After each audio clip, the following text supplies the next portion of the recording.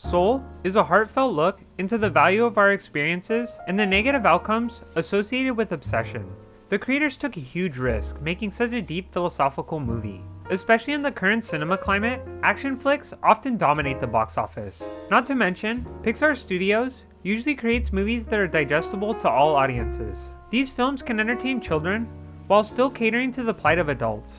Inside Out and Incredibles are good examples of this dichotomy. We get ridiculous humor and action, while also experiencing very adult-oriented problems. What happens if life doesn't work out the way we want it to? When our sadness consumes us, or we get lost in our past glory. This duality has helped skyrocket Pixar and Disney's success in animation. Yet more recently, the studio decided to switch gears and make a movie with adults as the focus, which I can't stress enough is something so powerful. Kids have enough damn movies. If Pixar has the money to send a cowboy truck to Japan for a filler arc, it's about time we get an adult film. Tackling a plethora of complex issues in a short time frame can be a daunting challenge, although Soul does a pretty good job of breaking it all down. While philosophy is definitely at the forefront of this movie, there is also a lot of psychology. Soul illustrates the psychological impacts of obsession. The main character's relationships, perceptions of reality, and entire existence is consumed by his goal. While being obsessive in certain circumstances can have benefits, the negative outcomes of obsession can be devastating. So today, I wanted to break down the word soul, talk about the psychological harm of obsession, and a few other topics. But first, I wanted to say thanks so much for all the love and support on this channel. I really appreciate it. I'm very. If you enjoyed this content, like and share with your friends. Also, don't forget to hit that subscribe button and notification bell so you'll always see my latest content. The story follows Joe Gardner, a talented musician stuck working at a school as a part-time teacher. He finally gets offered a full-time position, but it's not how he imagined his life. Joe wants more than anything to be an accomplished jazz player. His mother has very different plans for him. She believes he should take the job instead of wasting time chasing his dream. Out of nowhere, he gets a call from an old student offering him a chance to play with Dorothea Williams. Ecstatic, Joe takes the offer and rushes off to meet Dorothea. They play together, and Joe gets lost in the moment. He enters flow. This is a concept in psychology, but we'll go over this later, so don't worry about that for now. After getting the job, Joe's obsession starts to kick in. As he rushes to prepare, he pays little attention to his surroundings. His obsession becomes his demise. Joe falls down a sewer and goes into critical care. He is transported to the end of his journey, but he fights against fate, breaking out of the path to the end. Joe ends up in a theoretical conception of existence before birth. This is the place where people's souls are formed. Jerry oversees this realm, ensuring that all the souls are in the right place at the right time. Terry is the bookkeeper of the universe. After Joe decides to push against fate, Terry's count gets thrown off. Joe navigates this new world while the bookkeeper searches for him. The Jerrys lead the music teacher to meet the mentees. The mentor's job is to get their student ready for Earth. Joe gets very unlucky and gets paired with an extra difficult case, 22. She's been through many great historical figures, none of whom could motivate her to come to Earth. Together, the two go to an area that allows users to see their past on a timeline. They watch Joe's life, which makes him feel very self-conscious. He sees nothing but missed opportunities. This invigorates him. He has to change his future so that his life isn't underwhelming. After trying different things to get 22 excited to go to Earth, they go to the zone. This is the area between physical and spiritual. In psychology, this concept is known as flow. It's the idea that we become so invested in what we are doing, we lose track of time and space. For example, when we become really invested in a video game, as we play, we focus in, and the world around us disappears. This is flow pretty much, a state of constant focus. In this realm, we also see lost souls. These creatures were once human who became lost in their obsessions. We then meet Moonwind. He is a hilarious side character, who is a spiritual healer in the theoretical construct and a science spinner on Earth. He helps the two travel to Joe's body. Knowing Pixar, things can't go according to plan. Joe gets his soul put into a cat, while 22 inhabits his body. The music teacher still has time to make it to his big show, if they play their cards right. 22 seems happy for the first time. This is her first time experiencing anything physical. These experiences overwhelm her with joy. They almost run into Dorothea in hospital garbs. She feels like something is off, so she swaps Joe out with someone else. He is devastated, but still tries to make it to the job. He convinces 22 to help him. First, they go to the barber shop because of a shaving mishap. Here, she connects with everyone at the shop by explaining how she feels. Joe begins to realize that he never paid attention to anyone. He knew Des the barber, but not on a personal level, only through superficial interactions. For someone who's never experienced humanity, 22 is more human than Joe in a lot of ways. Terry starts to close in on them. Our mentee begins to realize there's a lot to love on Earth, from delicious pizza to someone singing near the subway. There are so many beautiful things to appreciate about our physical existence. Unfortunately, Joe's suit tears and he has to go to his mom. She is very frustrated. Her son is turning down a full-time job for a long-shot opportunity. Her husband got lost in his obsessions as well, and she carried the financial weight of 2 people. Joe breaks down and says that if he doesn't take this opportunity, his life would have no meaning. His mom empathizes with him and hems her husband's old suit. 22 wants to help her friend, but at the same time, she has no interest in any of this. She loves this existence and wants to take time to appreciate the things she's never had before. She confides in her new friend that she wants to be a professional walker. Joe crushes her dreams and tells her it's not a real goal. He only cares about one thing, himself. 22 pines for this fulfilling life, but none of this matters to him. They fight, and Terry manages to capture them both to set things right in the universe. 22 finally gets her pass to Earth. Her soul is realized, and she can go whenever she pleases. Joe goes out of his way to make her feel bad that he never fulfilled his dream. 22 throws her Earth pass at Joe and leaves. He takes the pass and rushes to his performance. All of his hard work is about to pay off, right? Throwing his career away on lost opportunities, hurting his friends and family, and socially isolating himself. All of it for his big break. Joe plays a killer set with Dorothea, but realizes shortly after performing, his life still has no meaning. Nothing's changed, other than his circumstances. Utterly crushed by this realization, he goes home. He sits next to his piano, introspecting about his life. He recognizes all the items that he and 22 collected throughout their journey.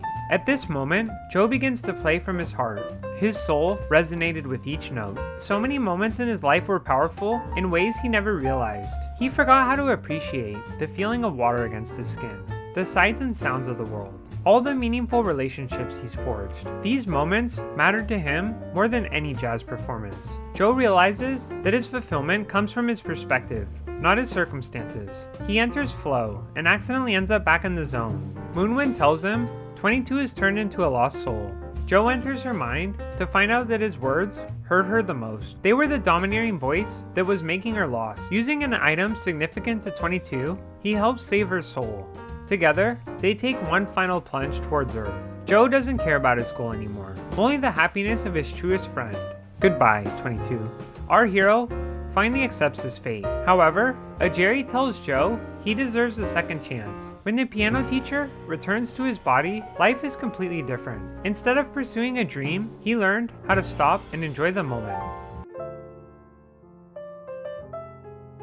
Now that we've broken down the plot, let's go over the significance of the word soul. This word can have several meanings, all of which apply to this movie. The most common usage of soul is probably in regards to personhood. It's the idea of some kind of immaterial existence. Our bodies are merely a vessel to hold a soul. In the movie, this is shown in the theoretical construct. We all have these core tenets of our personality ingrained in us before birth in Pixar's universe. Once our personality is complete, then we get an Earth pass. The movie does an excellent job of showing the benefits of having a soul and a body. Take 22 for example. She knows everything there is about being a soul, although she never gets to experience things in a physical form. Her plight makes a lot of sense when you think about this interpretation of the word soul.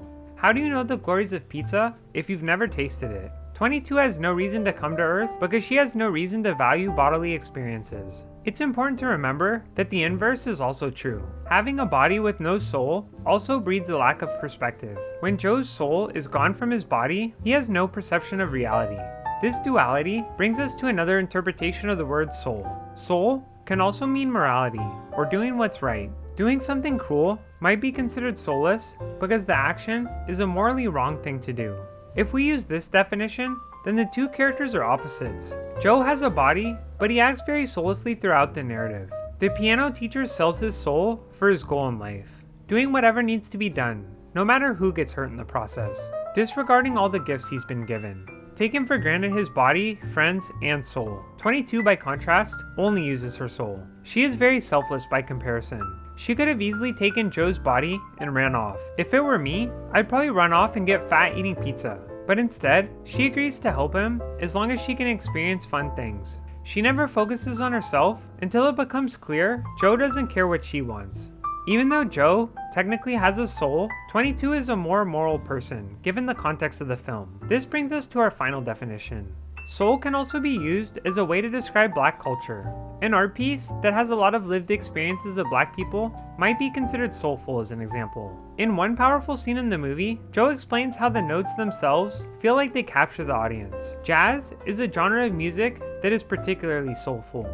Instead of playing pre-constructed sequences of notes, like in classical music, many jazz musicians play from the soul. Jazz music in particular has had a lot of power in Black communities. Music like this was a form of political activism. Unfortunately, many Black artists didn't get the credit for jazz music that they deserve. White people being the majority power holders meant that white music dominated the markets. Soul isn't just shown in the score of this movie.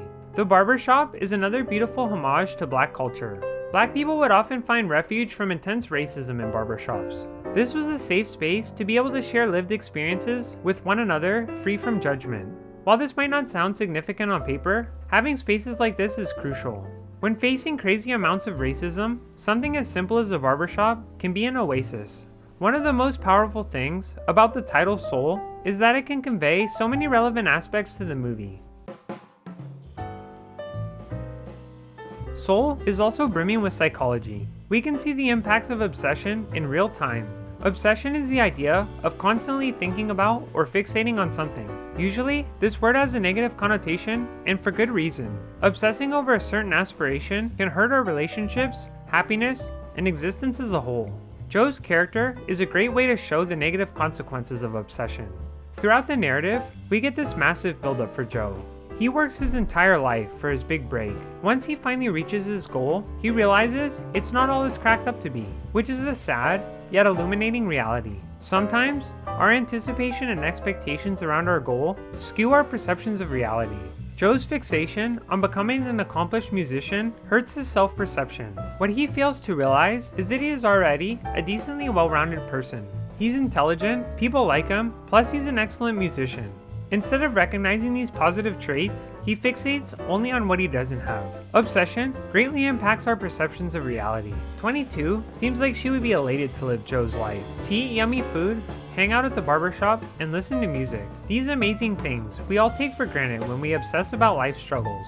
Joe's obsessive tendencies also make him lose touch with the people he interacts with. When 22 interacts with Des and the other people in the barbershop, we see something magical happen. She has a real-life connection with all these people Joe vacantly interacted with. 22 relates to people because she has no obsessions, only a want to experience and understand others. Joe doesn't have time to get to know those around him. Why should he waste his energy socializing when it can be spent doing something more important, right? Through these interactions, we can see how obsession can strip us of happiness and meaning in our lives. Compulsion also makes Joe a socially isolated person. We get clues that his love life fell apart due to his zealous pursuit of his dream. Most of his life on the timeline is him alone, which is distinctly different than Joe remembers. To me, this tells a lot about the psychology of his character. He was so consumed with a ravenous hunger to pursue his passion, he got lost along the way. Looking back on his life makes him feel self-conscious, because it's not something he does often. Introspection is a valuable tool to better oneself. Understanding how we think and feel can give us clarity into who we are. Joe never stopped to take a hard look at himself until after his big break, never stopping to realize the people he hurt, the relationships he squandered, and the sadness he's inflicted onto himself. The Zone is the perfect way to show how difficult it is to navigate the fine line between passion and obsession. In the movie, they show a stock trader consumed with sales. Stock traders are considered soulless because of their line of work. This isn't necessarily true. If someone is passionate about selling stocks, then it can be meaningful work. However, if the only reason someone is selling stocks is that they are obsessed with financial gain, it's very easy to become a lost soul. Obsession can also be found in how we think. 22 becomes a lost soul because she is fixated on Joe's negative words. Her self-perception is shaped by her friend's thoughts. Instead of being happy and confident, she feels sad, unable to stop thinking about the mean comments, obsessing until she is no longer herself. Joe is very much the bad guy in Soul. He's set up as a sympathetic character, sure, but he only cares about himself. Think about the way he interacts with the characters in the narrative. Joe never stops to think about how his mom feels. She saw her husband get consumed by his passion, while she paid the bills. All she wants for her son is financial security, but instead, he always gives her a hard time. Even the interactions in the barber shop are very telling. He only uses the haircut man for haircuts. He never bothered to learn about Dez's life or his passions. Had he bothered to reach out to any one of his social resources, he could have seen there are more important things than his immediate goals. But the main reason why he's the villain in my opinion is how horrible he is to 22. Joe completely uses her for his own gain, capitalizing on her lack of experience as leverage to achieve his own goal, manipulating her so that he can get his big shot. When Joe crushes 22's dreams, we have to ask ourselves, why? It serves no purpose to tell her that her dream is wrong. I think Joe recognizes something at this moment that makes him insecure. He sees 22 as passionate and enjoying life in a way he forgot how to. In that moment of insecurity, he lashes out at 22 to validate his own ego. Even after his big break with Dorothea, his primary concern is what he will get next. Luckily, Joe gets a redemption arc. His character is very similar to Joy from Inside Out, the self-assured character who finds out that their perspective is the problem, which is such a powerful message. We all think we know what's best for our lives, but we can all find meaning in places we might not expect. If you care to hear my breakdown on Inside Out, links are in the description down below. Only through interacting with 22 does Joe regain the lost parts of his soul. He realizes that his relationships and day-to-day experiences mean more to him in the long run. His goal is a noble one, but it fails in comparison to the humanistic qualities that make life special. Soul is a powerful, provocative, and introspective look into the meaning of our existence. Our goals can help motivate us, but we also have to appreciate our surroundings and experiences. The little things in life really do add up. We all take things in our life for granted, but if we take everything for granted, then nothing has meaning. Our goals in life should motivate us, not consume our souls. Let me know down in the comments what you took away from Soul. How did this movie impact your perception of reality? I always stress the educational value of the media we consume. We can learn a lot from this film. The power of meaningful relationships, the negative, psychological consequences of obsession, and the true meaning of the word soul.